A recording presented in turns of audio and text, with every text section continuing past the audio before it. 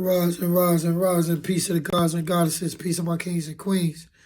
I know who y'all rocking with. I'm that dark skin one. This is Bright TV. We're Black.intelligence, Truthfully educate. Talk to me, I talk back. You know the vibes. What it's looking like, y'all. So right now we back on our back outside vibes. And I got the first time I went to Rikers Island. Yeah, this is the story about the first time I went to Rikers Island. Let's dive in. So, I'll say this was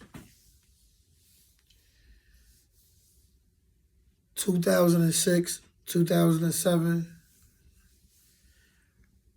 Yeah, I want to give it 2006, matter of fact. 2006 because things started getting shaky for me around 2006.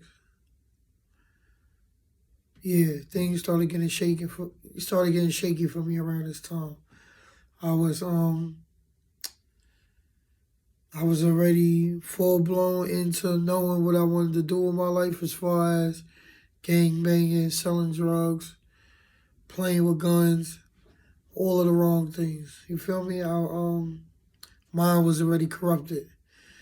I already had a taste of that street clout, if y'all would like to say street clout, meaning people all over the neighborhood knowing my name, you know, and just feeling like I'm the man.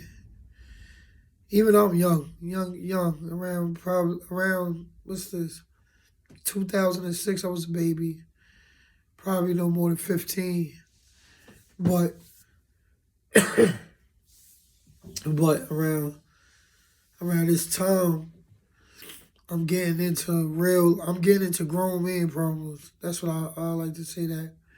It was a group of dudes who came home from our projects.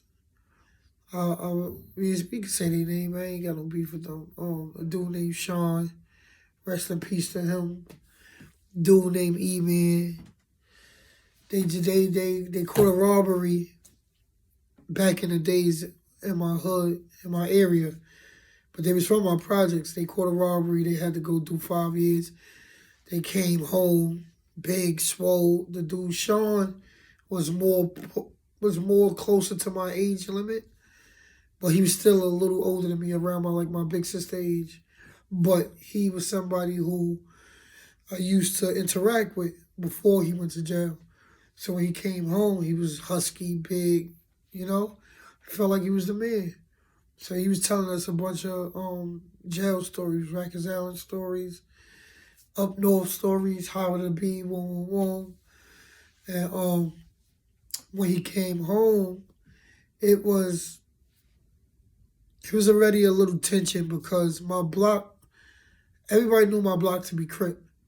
And he was blood. He came home, he went up north, he turned blood, he came home. It's tension on the block. You used to rock with us, and now you blood, so a lot of the homies wasn't feeling him. I never really cared too much about that because I always looked at him as one of the older heads from the block, you know? I wasn't really into, oh, you went up north and you turned a different gang from the block. I really didn't care about that. Yeah, I really didn't care about that. That wasn't on my mind. At this time, I was beginning my survival mode. I was learning that, hey, I'm a black boy out here. Mom's in jail. Pops dipped on homegirl. That she got it hard. But mommy, my stepmother, Sam, she got it super hard. She got 3 kids on her own and 1 kid that's not even hers. She got it super hard. And me and my big sister, we kept going back and forth to the point where I'm like, yo, you know what? You know, we kept going back and forth because my little brother couldn't get a lot of things because Sam was one of those mothers, if I can't buy 2, I'm not buying none. And so my little brother, he went without. We both went without. But, you know, that was his mom, so I felt the way too, you know. Treese, if you ever watched my videos just now, I felt the way too. I felt like we all was supposed to get, and especially y'all being at that was y'all mother. My mom was in jail. I knew she'd come home and I'll be all right. But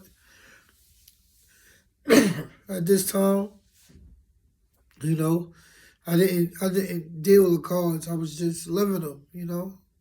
If I had it my way, we all would have had our own mother. But so yeah, around this time I'm knee deep in the hood. Sean and them come home. It's a funny little tension going on in the hood between the homies, which is the Crips, and Sean and them. These dudes running around like they've been going for a minute and the block supposed to be theirs. The homies is older now. We busting our little moves. We learning how to hustle in the projects now. And so it was tension. It was a lot of tension. We're going to get into this story a little later, so we're going to skip a little part, right? But something went down between us and Sean and them where I had to get low. I had to get going. Like, you know, it was drama. It was lit. Shots fired. I got to get low. And so I went upstate. I'm not upstate, but I went up the hill, but Prospect between Ralph and Buffalo. Anybody who know this block, Weed Block, Prospect Block, ask about Rocky, you're gonna, like I said with my block, you're gonna hear y'all love him, or you're gonna hear I hate him, one or the other. Yeah, one or the others. There's never gonna be no gray areas. They gonna tell you exactly how they feel about me. But so this day, summertime, it's lit. I'm staying on Prospect with my girlfriend Fifi and her family because I did something in my project that I wasn't proud of and that I had to go on a little run for. I had to lay low a little bit. So I went to live with my then girlfriend. We both 15 years old at the time, or 16. And I'm staying with her moms and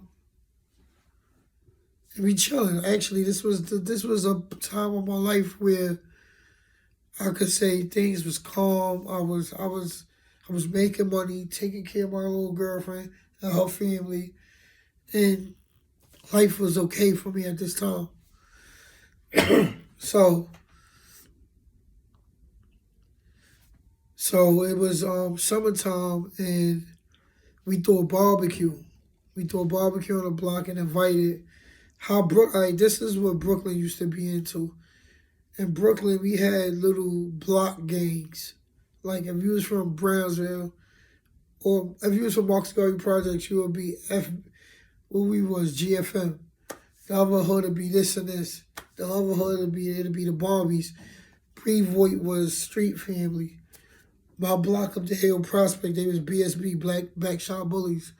You know, we all had different teams. That's what it was in Brooklyn. So I was a part of, I wouldn't say I was down with BSB, but those were my cousins and this was the team I was rocking with at the time. So we threw a cookout. We threw a cookout for and invited all the teams that we dealt with.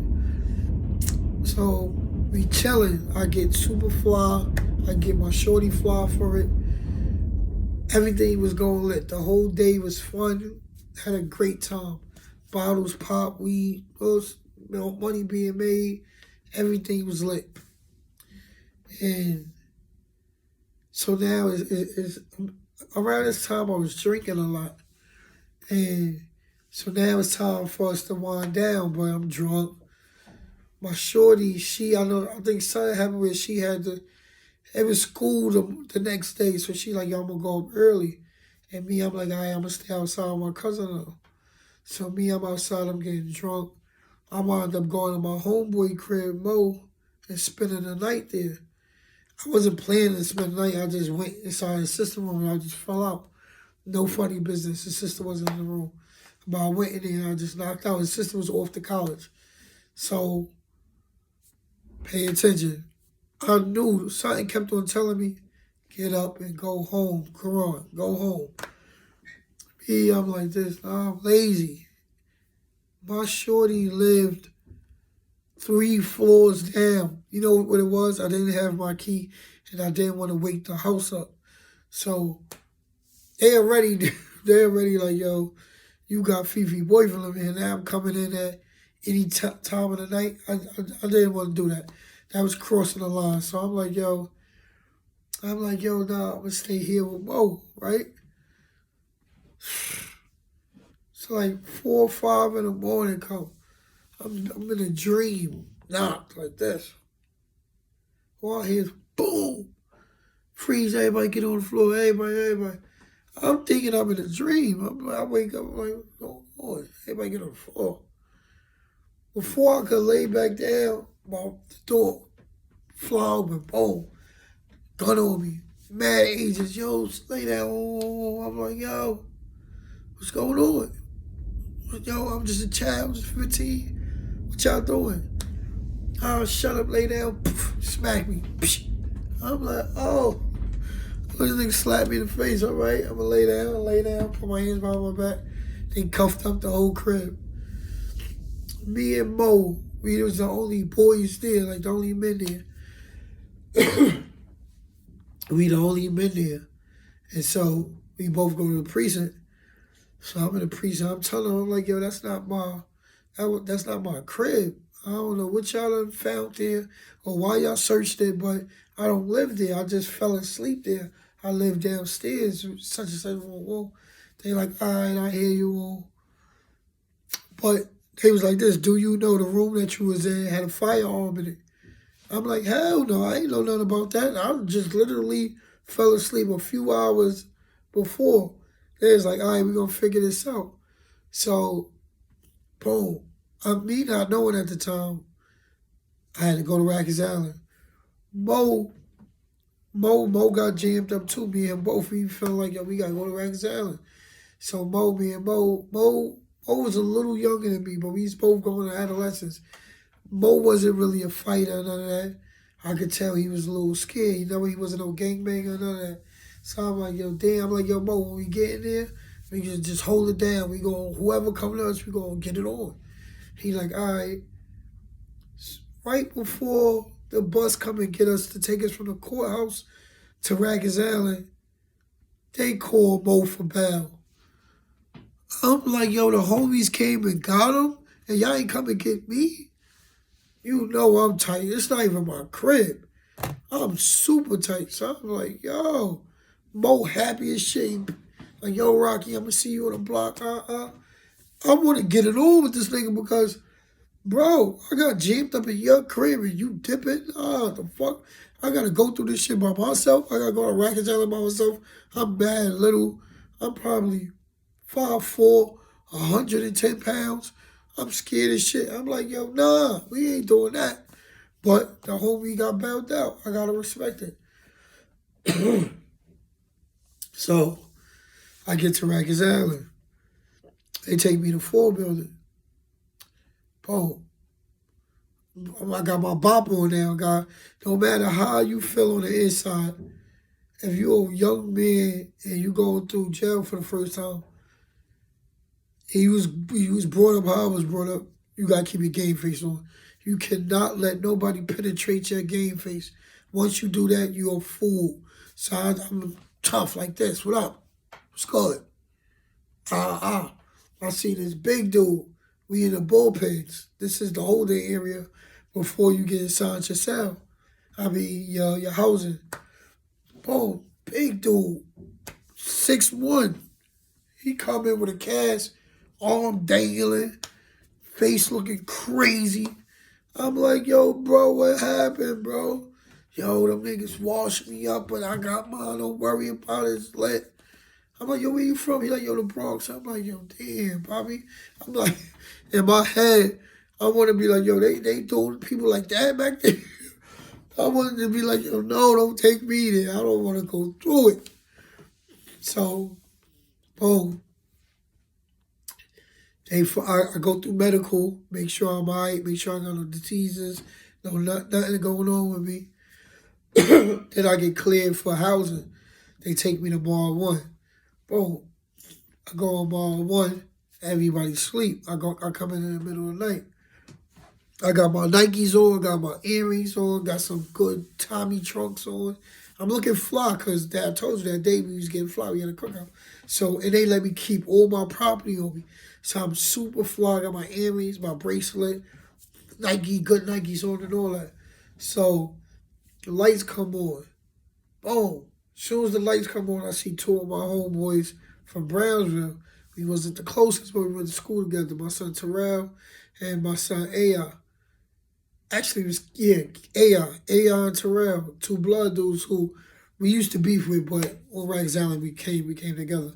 So I'm like, yo, what's good? They like, yo, Rocky, what up, bro? I'm like, yo, what's good? What it's looking like? You know, I'm what up? I'm in here. They like, yo, you know, we got you from Brownsville. Say no more. So I'm like, all right, cool, copy. Um, I get there, it was smooth. My first visit to Rikers Island, it was smooth. I don't remember it being, yo, I gotta cut somebody, I gotta fight somebody, I gotta go in there and just, I thought that. I swear to God, I thought that.